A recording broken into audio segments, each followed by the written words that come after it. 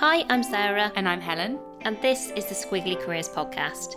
Every week we talk about a different topic to do with work and share some ideas and actions that we hope will help all of us to navigate these squiggly careers with that bit more confidence and control. And today's episode is on the theme of a post-summer reset. And this is something that we've written about in our latest Harvard Business Review article. I wanted to dive a little bit into why we think this is a really good time for a reset and then how we go about it. So we're going to bring that article to life for you today with some of Sarah's and my thoughts and I guess some of our stories of what this looks like for us right now. And then we'll put the link to the article in the show notes in case you want to review that or share it with other people if you think it might be helpful for them. So, Sarah, we are 2/3 of the way through the year. I looked. There are 105 days left of 2024.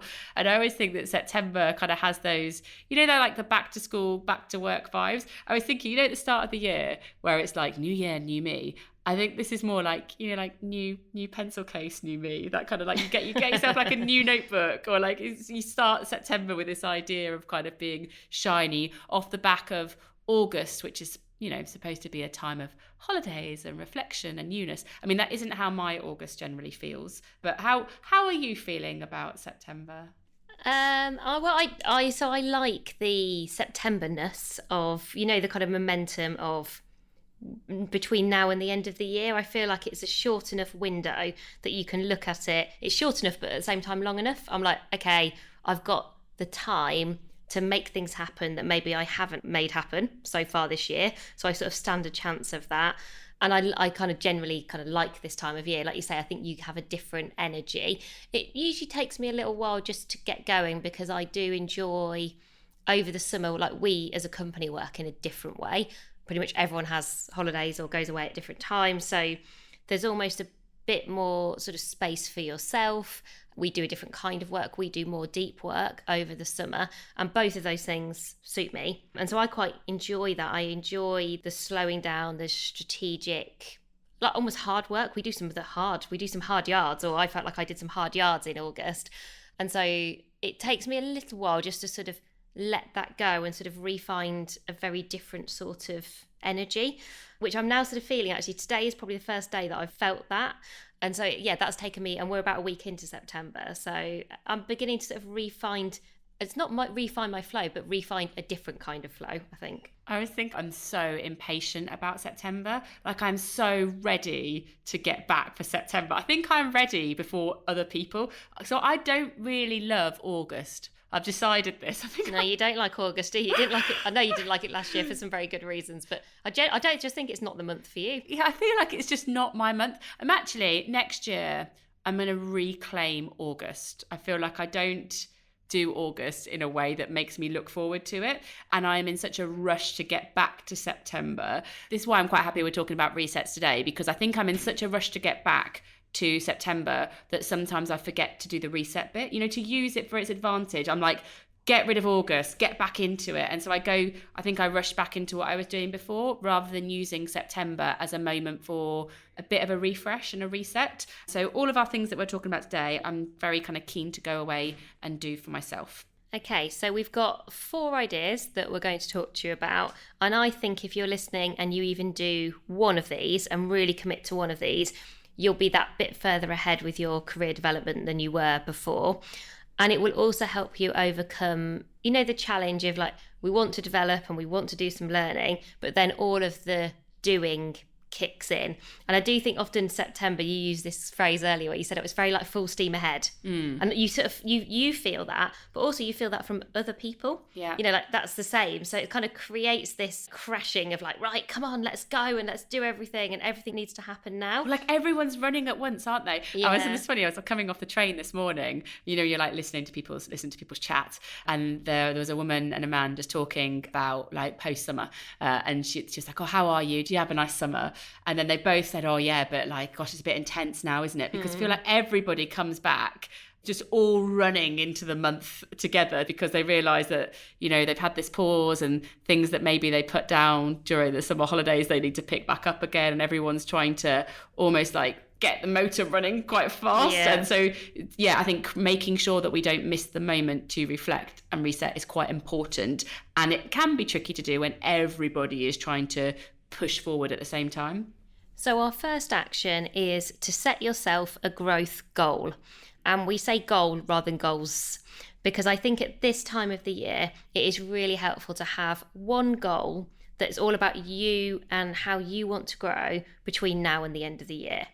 And so I think, did you calculate, Helen, it's 105 days or something? Yes, from the day of this podcast going out to the end of 2024, 105 days.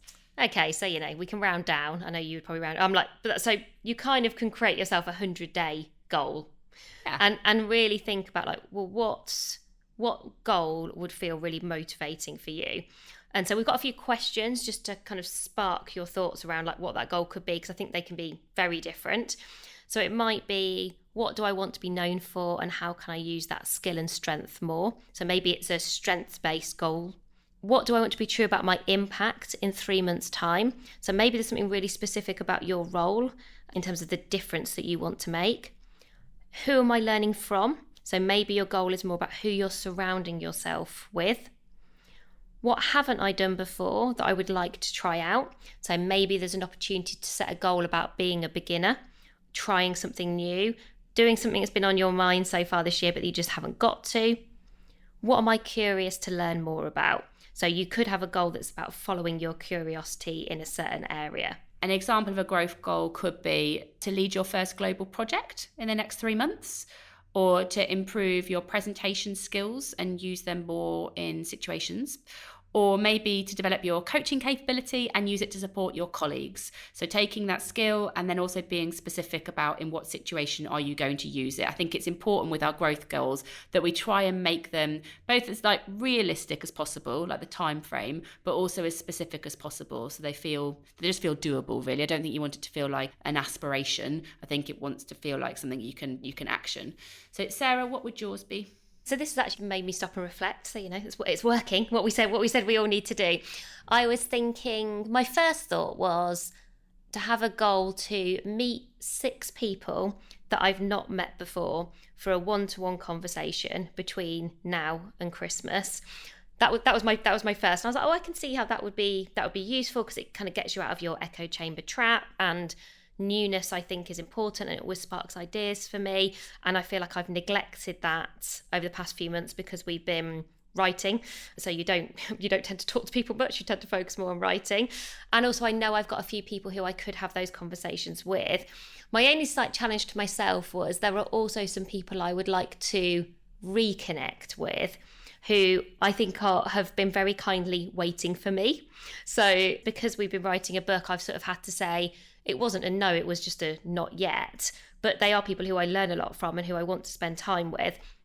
And then I was like, is 9 too many? Because I'm also trying to put a filter on realism, essentially, in terms of if I said 9, I appreciate for someone like Helen, she might be like, well, I have 9 conversations with new people in 1 week. Tonight, Sarah.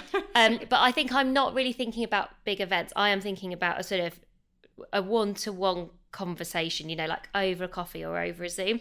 So I think I might increase the number to 8 and say that of those 8, I'd want 5 to be new connections and 3 to be reconnections. And it's almost prompting me in my head. I'm starting to think about, okay, well, I think I could, for maybe at least half of those now, even write down the names and start to get those scheduled. So you know they're coming, but then you leave some space for kind of new things that come along the way. And I could also very clearly, I would really know whether I've done that or not, because it's actually quite a binary, because it's got some data and it's got a number behind it. And I think for both me and my energy and my learning, it has lots of advantages. And often really good things come from those conversations. So that is going to be my growth goal. I think you might need to help me prioritise mine, because I think I've got 2 that I'm quite interested in, but to the point of finding a bit of focus. So one thing that I would like to have as my growth goal is to swap my social media minutes for learning minutes, which is something that we've been talking about a little bit. So I often find it's less downtime, but the between moments, I often find myself scrolling on social media. I don't really enjoy it. It feels like a waste of time. Don't really feel great afterwards. And I've tried to set up a few new things so it's easier for me to swap that social scrolling for learning scrolling. So just in case it helps other people, the app that I'm using at the moment to enable me to do this is called InnoReader. A bit like Feedly, but it's just helped me to sort of reset and start from scratch, blank piece of page. You set it up with things that you like to learn from, and then you just like swipe through that instead and learn from that. And I'd like to make that like just more of a habit. So that's the first thing that I go to in that time. And so my growth goal is, be intentional about swapping social media minutes for learning minutes. So that's one thing. The other thing that I would like to do is triggered by that first question you asked, what do you want to be known for and how can you use it more? One of the things that I think I'm really good is iterating like ideas, like the whole prototyping thing that we talk about, and creating like an energy around an idea. I can kind of suss out quite quickly if it's something that we should take forward. And I think you and I have got a couple of ideas about some things we maybe do with the podcast, some things that we do with kind of learning communities for the companies we work with. And I kind of want to put that on a page and get some fast feedback and prototype it, visually. And I have not used that skill for a little while. And I've created myself a little list, because I think technology is often part of this. I've created myself a little growing list of like tech to try, of things that I keep seeing that I'm like, oh, I want to try that, I want to play with that. And I often find that I create value when I do that, but I haven't created the time or the focus to do it. So I don't know, what would you, if you were like, Helen, over the next 100 or so days, I think you would get more value, or we would get more value from which one of those? Well, which one would you feel prouder of achieving by Christmas? I think I'd feel prouder of using my prototyping skills to create something for the business. Though I think I'd feel good about myself if I swapped my social media minutes for learning minutes. Am I allowed to? No. You're so mean. I'm not mean, I'm realistic. Yeah, that's true. And I also think it doesn't mean that you still couldn't try or work on the other one, or there'll be some natural, like you've already made some progress, right, on swapping social media minutes for learning minutes through, you just described something you've already done. But that kind of point is if you don't kind of use the forcing function of going, well, what matters more, then the risk is, I guess, you don't do either, or you do both but neither very well. Do you know what I think? Because I think it's the social media minutes for learning minutes, because as a result of doing that already, my tech to try out list has been informed by what I've read. And then last week on LinkedIn, I shared 2 reports. I did a bit with people as a result of what I'd read that was useful. So I think that is if I do that, it has a knock-on effect on other things that I do. So that's going to be my goal. Okay. That I want that to be on my default. It's useful to have this chat. Thanks. Thanks You're for welcome. listening, everybody, to my. I do feel like today we are very much just having a conversation with each other here. It's helped me. Hopefully it can help you. Right, idea number 2. So idea number 2 is to connect with or create a learning community. And the point here is that when you learn with other people, not only are you more likely to stick to what you start, but the learning that you get from that is more likely to last, because discussing it makes learning last longer. Sharing what you know is kind of for our brains. That's better for our brains to be able to do that. So there's loads of benefits of learning communities. And I think when you think about a learning community, this doesn't have to be a really big group that meets in person. I mean, it could be something like that. So, I think Rebel Book Club it doesn't meet in person, they meet virtually, but that's a brilliant and quite large learning community that you can be part of. Or, like Pod Plus is one that we create for people. And that's one that meets virtually as well. It's a really lovely community that you can be part of. But it could also be a learning community that exists on WhatsApp. Like this could be 3 or 4 people that set an intent about what it is they want to learn, and then share regularly within a WhatsApp group. So don't be overwhelmed by the word community. I think sometimes can feel a bit formal and quite large, and it doesn't have to be. I just think of it more as a commitment between a group of people.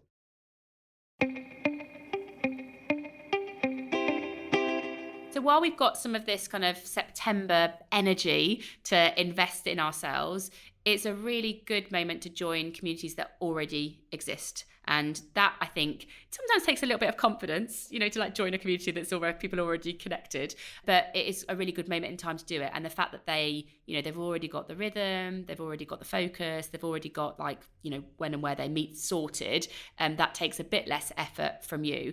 So as an example of I'm just trying to think when I was back at Microsoft, some internal communities that I could have joined.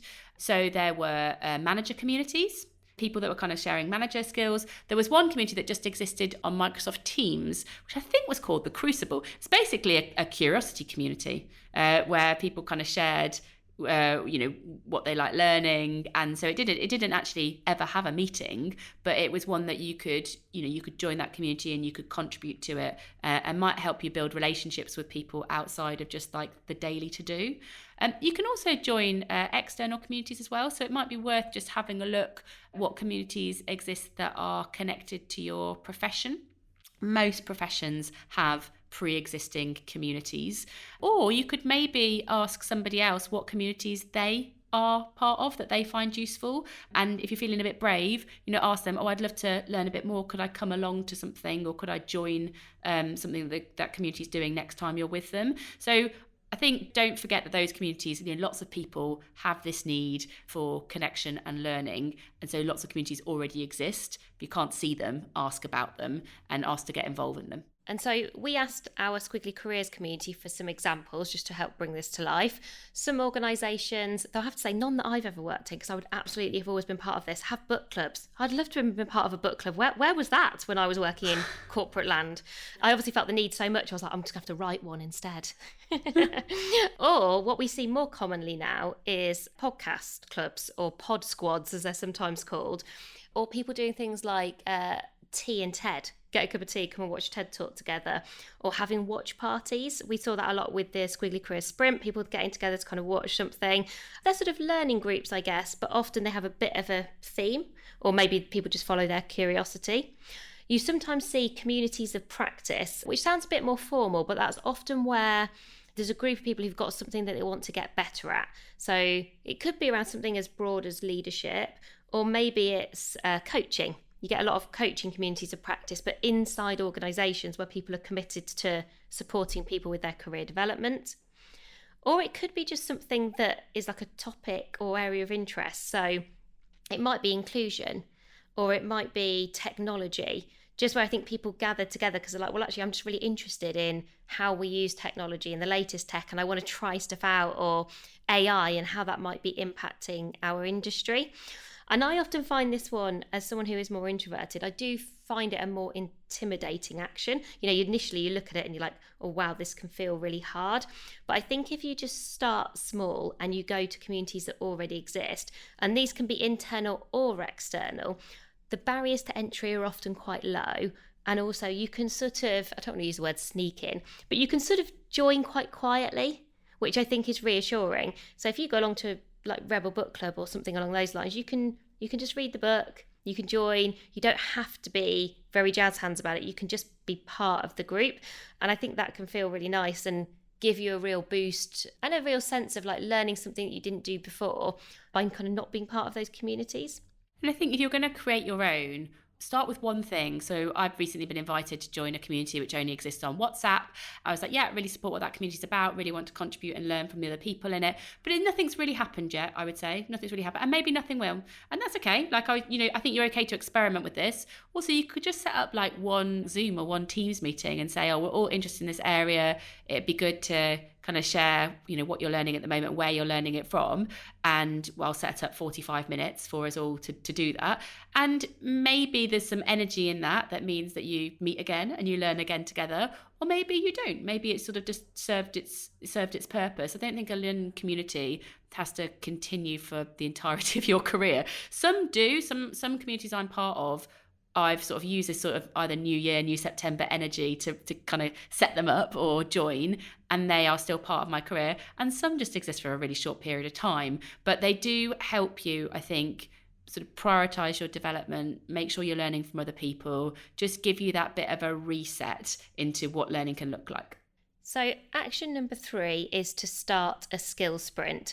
I think this is really useful if, let's say, you weren't able to do the August skill sprint with us, or maybe you did do it and you loved it and you want to keep that momentum going. And I think this helps you to make progress really quickly. So when we say a skill sprint, our suggestion here is to do 1 week. So just pick a week and choose a topic that you want to learn more about.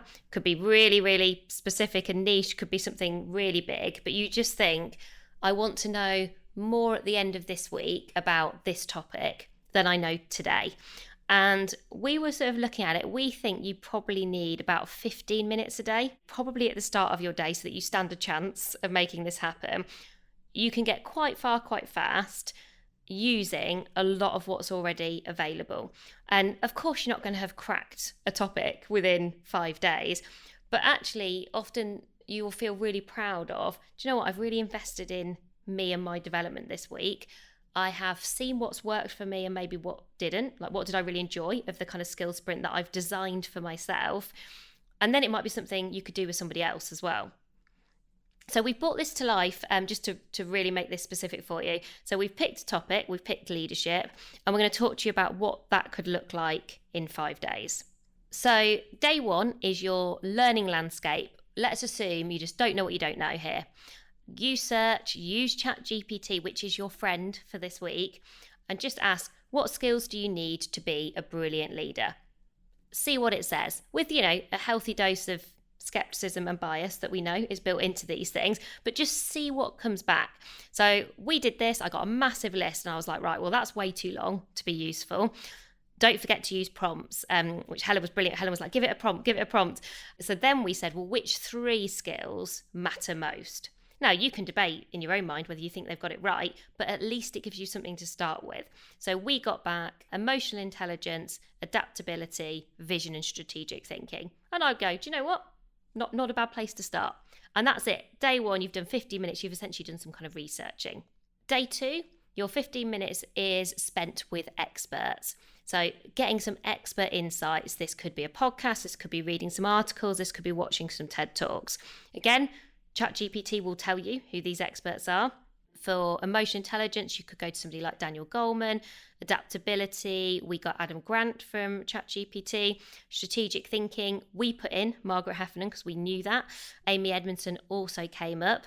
Quick watch out that we experienced when we were doing this. All of the names that we got every time were always men, which is disappointing. And it was only because we then spotted that you can then ask, you can say, okay, so what women might also have some insights on leadership. And we had a slight advantage here that we knew some, but just keep your eye out for those kind of things. Just think about, okay, have I got a range here or kind of a mix of people? Day 3, put something that you have learnt into practice. This is a bit about like a trial or a test and learn. Probably not going to give it to anyone else. It's just you're starting to turn your awareness or your knowledge into action. So here we thought, well, you could try out situation, complication, resolution, which is a sort of strategy structure. So you could think, well, on a project that I'm working on, what's the situation? What's complicated about it? What are some of the challenges or some of the obstacles? What could some of the resolutions be?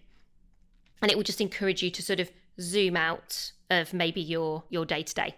Good bit of strategic thinking, bit of zooming out. Day 4, asking for help. Now you've probably got a bit more knowledge. Who could help you? Who in your organisation is a strategic thinker or a leader that you look up to?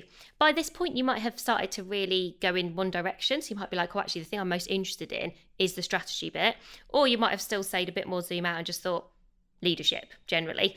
And so this is when your 15 minutes might be spent sending people a few Teams messages or a few emails saying, any chance we could have 15-minute career conversation, really interested in this. And you might even kind of do a bit of and this is what I found out so far, to show someone you've put some work in already. And then day 5, capture your learning. So one of the things that Helen and I have started to use more and more is this idea of what, so what, now what. And I think actually it's really tempting on day 5 to then do something new. Like Helen and I are always really tempted to be like, oh, what can we learn now? Let's, keep adding on. But we know that for learning to last, you've got to consolidate it. You've got to give your brain some space, because essentially that's how what you learn moves from your short-term memory to your long-term memory. It's how you make learning last, and it's how you make it stick. There's no newness on day 5. There's just what have I learnt so far this week? What do I want to dive a bit deeper into? Who else could help me? And so using that, what do I know so far? So what does that mean for me? Now, what action do I want to take? Just gives you a framework to keep that learning alive. Even if your action is, I'm not going to do anything differently yet, but do you know what? I'm going to have a go at doing another learning sprint in 4 weeks' time and design that for myself. Helen and I did do this as a bit of prototyping just to kind of check it worked. And even within less than 10 minutes, we got quite far with some new things, some interesting articles. And I was like, oh, okay, it definitely sparks your interest. You sort of go down a useful rabbit hole is how I would describe it. And I think to Sarah's point about ChatGPT being your friend, I think what it's doing here is it is accelerating the identification of the skills and the experts. It's still up to you to sort of dive into their work. And I think sort of the diversity of the people that you're looking at and learning from and the places that you're learning from is really important. So, read an article and watch TED Talk, listen to a podcast and, flick through a book or something like that. I think it's important that you consume information in slightly different ways. But I do think ChatGPT, if you've only got 15 minutes a day, it does point you in the right direction pretty quickly so that you can spend time then learning from those places rather than looking for them. I think that's why it's so useful for you. Appreciate as well, Sarah ran through some kind of really useful things there, the day 1 to day 5 things. That information is in the article and we will put it in the pod sheet as well. So if you're thinking, oh, what did she say on day 2? We'll put all the links for that in the show notes to get that for you easily. So the final idea for action, so that you can use this September energy as a bit of a kind of post-summer career reset for yourself, is to increase your feedback frequency. So we all know that feedback is a really good way to learn about ourselves and our impact at work, but often it can feel a little bit difficult. We sometimes worry about when to ask and who to ask and what they're going to say, and those worries accumulate in our head and stop us doing anything with it. So the easier that we can make our asks and insights that we get from feedback, the better. And so one way that you can do this is asking the same question to several different people. So an easy ask from you that you ask to multiple people will accumulate lots of insights. And what's really useful about this is you can compare people's responses and think, oh, isn't it interesting that everyone said the same thing when I asked them that question? Or isn't it interesting that everyone said something different? Maybe I'm not showing up as consistently as I might like to. Your insights are obviously really individual, so you won't know until you ask the question. But to make this easy for you, we've got a couple of example questions that work really well to ask more than one person. So, what 3 words would you use to describe me at my best? That's probably the one that we ask most frequently, and it's the one that I've always found really, really revealing, because it helps you to see, well, it's really nice. You get some nice feedback. It's a bit of a boost, to be honest, to ask that question. If you want a bit of a boost this month, then go and ask that question, because you really see some nice words about yourself, and then you can compare them and, do the whole consistent, inconsistent thing. Second question, where do you see me having the biggest impact in my work? That's really nice. I quite like contrasting that with my answer. So, I think I have the biggest impact in our team meetings, but everyone else says it's in your emails because your communications are clear. Well, it's quite interesting to contrast those. And then another one, what one piece of advice would you share with me to increase my influence? If you ask 3 or 4 people that question, you're gaining, a lot of input that you can action pretty quickly. So there are 3 questions. They're not the only ones, but they're just quick and easy for you to ask, quick and easy for someone to answer. And the more people you ask that question, the more you can accumulate your insights as well. Yeah, I think the value from these really come from their repeatability.